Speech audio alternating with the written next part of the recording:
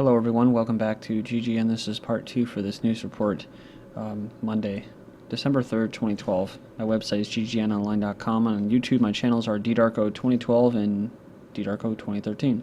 So if you want to find the links for these stories, they're all in YouTube's video description. Alright, I'm going to keep moving. I still have a lot to get to. The scariest chart of the quarter is student debt. The student debt bubble officially pops as 90-plus day delinquency rate goes parabolic.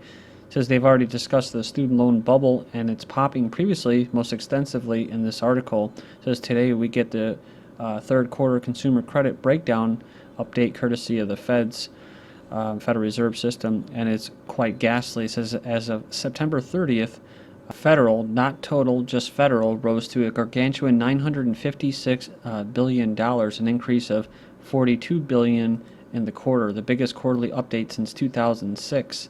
Says it's no surprise to anyone who reads this latest piece. Says it shouldn't be a surprise, at least to our readers who read about it here first, but what should stun you and the general public are the two charts below. Says the first of which shows the 90-plus day of student loan delinquencies, and the second shows the amount of newly delinquent 30-plus day student loan balances. Says the charts speak for themselves.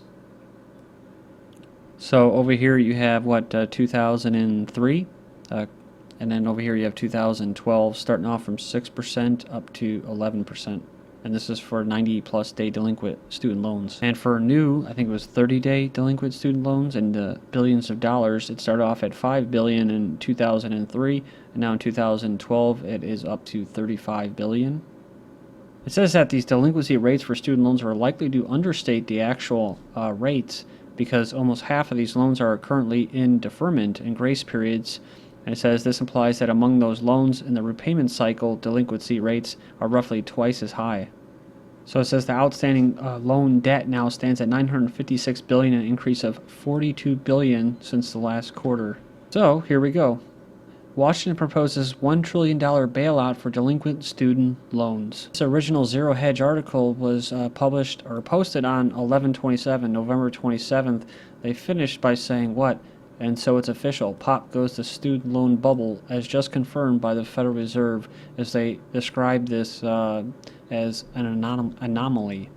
So this article here about the bailout is from November 29th. And they joke in this Zero Hedge article, luckily student debt is dischargeable in bankruptcy. Oh wait, it isn't. So I've been joke about it, but I've talked about it with other people about students with these debts and stuff like that. If the crap were to hit the fan, or the economy were to deteriorate and people would be put into these camps or detention centers or whatever, debtor's prison, it would be a form of debtor's prison. And all these people, all these students would be working it off. Working for factories like Dow and Walmart and stuff like that. The Bank of Mom and Dad bails out 66% of first-time buyers. The figures show crippling impact of house prices on the young. The figures highlight generation forced to rent or live with parents or friends. It says here in London, in the cities, it's 72% because of housing prices are so much higher. Like we were talking about, where just an average individual in person, usually their property, their house, really. I mean, most people don't own property. They just rent the property from the state, pay the property taxes and that, but they have the house that they pay a mortgage on and that. But that's considered their asset as they slave away, and right before they croak, they own it. So it says, by comparison, retired homeowners over the age of 65 have more than $750 billion of property wealth tied up to the value of their homes. So this is what they're tapping into. In fact, I had a friend that actually did that in 2008, 2009. It was to the point to where they were staying in a house until the sheriff had to come tell him to leave. But basically, he did what? He filed for bankruptcy, and he wasn't sure. And he was like, "What should I do?" I'm like, "I don't know, dude, but I know it's not going to get any better." And he did it. And I helped, referred him to someone that can do it, and he's in a lot better shape now. And he got out of that, and now he's basically bought a smaller home, cheaper, more affordable, and his mother is loaning him the money. But it's crazy because he just finally found work. I mean, after 3 years, almost, maybe even more, finally found some work at some mill. Of course, he had to do everything under the sun, the blood test, the urinal, like 10 interviews But yeah, that's the brave new world. So why so secretive? The Trans-Pacific Partnership as global corporate coup. So the TPP, as it's dubbed, is the most secretive and least transparent trade negotiation in history. For example, public interest groups have been warning that the TPP could result in millions of lost jobs. It says it will create binding policies on future congressmen in numerous areas, including those related to labor, patent and copyright, land use, food, agricultural product standards, natural resources, environment, professional licensing, and goes on, as well as telecommunications and healthcare. In other words, as promised, the TPP goes far beyond trade, saying only 2 of the TPP's 26 chapters actually have anything to do with trade. Most of the grants far-reaching new rights and privileges to corporations specifically related to intellectual property rights, and they're really pushing at the copyright and patent laws, as well as constraints on government regulations, where the leaked documents reveal that the Obama regime intends to bestow radical new political powers upon multinational corporations. So many of the things that would actually help people, maybe such as labor disputes, environmental stuff like that, are unacceptable to the Obama regime. It says 600 of these big corporations aligned with the TPP are giving him his orders, and the agreement stipulates that foreign corporations operating in the U.S. would no longer be subject to domestic U.S. laws regarding protections for the environment, finance, or labor rights, and it could appeal to international tribunal, which would be given the power to overrule American law and impose sanctions on the U.S. for violating the new rights of corporations. And just briefly, Goldman wins again as European Union Court rules to keep European Central Bank involvement in Greek debt fudging a secret. Referring to a landmark FOIA request, or lawsuit, by a Bloomberg reporter, Mark Pittman apparently, I guess, died, in which the Federal Reserve was forced to disclose a bunch of secret bailout information. But when you go down here, it says disclosure of those documents would have undermined the protection of the public interest, so as far as concerns the economic policy of the EU and Greece.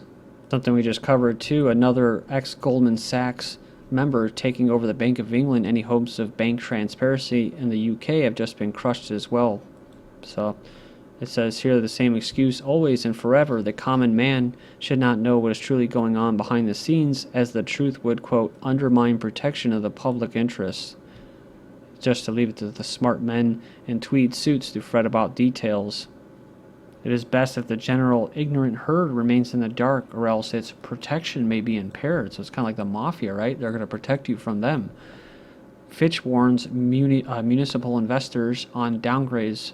So we're talking about local municipalities and stuff like that, who always, it's like people think they just pay taxes and it goes into a pot and then it pays for the roads. Well, no, it doesn't. It just doesn't work like that. Investors who have piled into U.S. municipal debt face rating downgrades on their bonds next year. Says the local government is still far from a recovery from the effects of the financial takeover and recession. Says the agency expects to downgrade dozens or hundreds of issuers in 2013.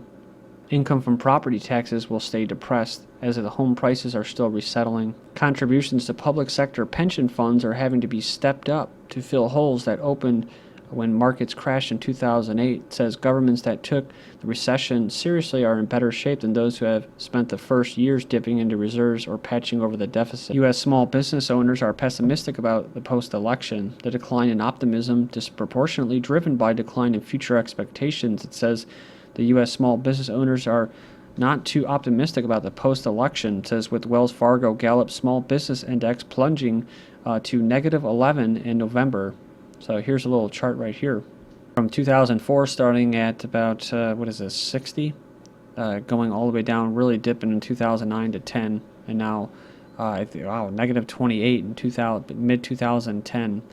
But it says here, this is the Small Business Index, consists of owners' ratings of their business current situation and their expectations for the next 12 months, measured in overall financial situation, revenue, cash flow, capital spending, number of jobs, and ease of obtaining credit. And a little indicator here, Postal Service raising stamp price to 46 cents. It says the financially struggling U.S. Postal Service will raise the cost of a first-class stamp by 1 cent, bringing the cost to 46 cents by January 27th, 2013. But this is also in the UK. Stamp prices rise force half of over 50-year-olds to cut back on Christmas cards. So it says here it's due to soaring price of the stamp. It says the Royal Mail this year raised the price of the first-class stamp from 46 to 60 pence and the price of a second-class one from 36 to 50. Then sales of gold American Eagles are higher. It says what changed in the last 30 days. It says that something appears to have snapped in the American psyche as the last 30 days have seen the largest physical gold sales on record. Also, it says between the search volume for bulk ammo and this, we fear something is afoot while Congress fiddles as our economy burns. Bernanke is going back to work is perhaps what the physical hoarders are thinking. Sandy-Ravaged New Jersey families are facing a almost $7,000 tax hike and fiscal cliff stalemate. 5 states with top tax increases are blue states, which President Obama won in 2012. It says 40 states would see tax increases between $3,000 and almost $4,000. 6 states would see an increase between $4,000 and $5,000, and 3 would see an increase between $6,000 and $7,000. Sandy victims receive power bills despite weeks of blackouts, they say. They've received another shock during the Thanksgiving holiday when electrical bills were sent to them with regular usage rates despite the long-running blackouts.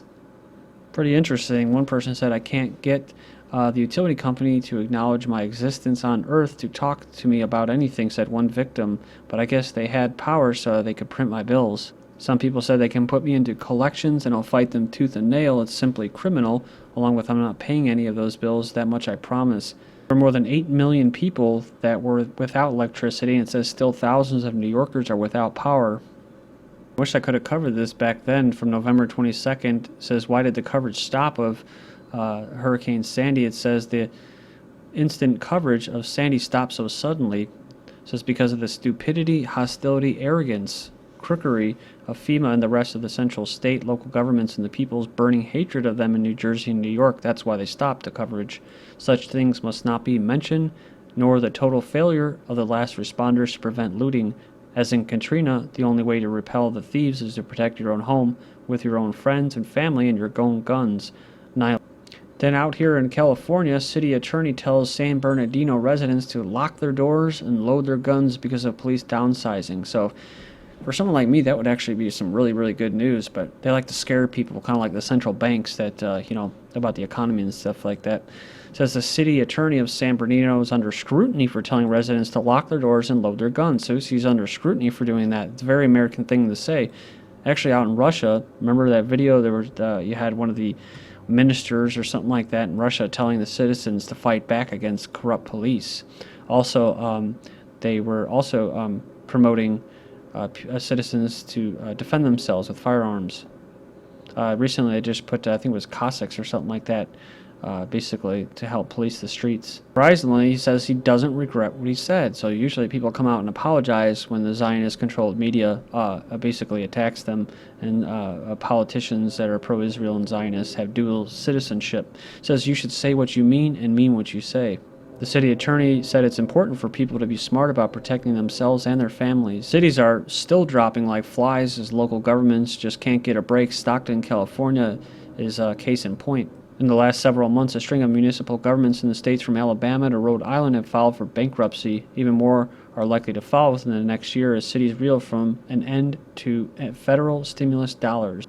So talking about police officers and stuff like that, in reality, you're better off protecting yourself because, they're not going to be there to protect you most of the time. Something I noticed in the media, because the cops have just been doing some horrible stuff, and you see it over and over again. They keep saying, oh, it's just a rotten apple, it's just a bad apple. Well, it's not just a bad apple, so they have to put stories out like this. And it's great when there's sheriffs like this that say stuff like this, kind of like the city council about protecting yourself, but I think it's propaganda right now. New York sheriff protects First Amendment, becomes internet star. Kind of like the police officer that was praised in New York for giving the homeless man shoes. And of course, people all across the internet said praised as a hero, even by cop bashers. And actually, the homeless man was a little bent about giving out all his personal information and turning it into a big internet buzz. But like another story, Minnesota police officer fatally shot in ambush. He was a great guy and everything, and I'm not saying he wasn't. It's just that they're losing credibility because of all these other rotten apples, and so they're trying to rebuild credibility and legitimacy of these police officers, these revenue collectors. Of things like this, where Seattle cops are brutally punching suspects that are pinned to the car. This is GGN, and I'm Darko. Thank you.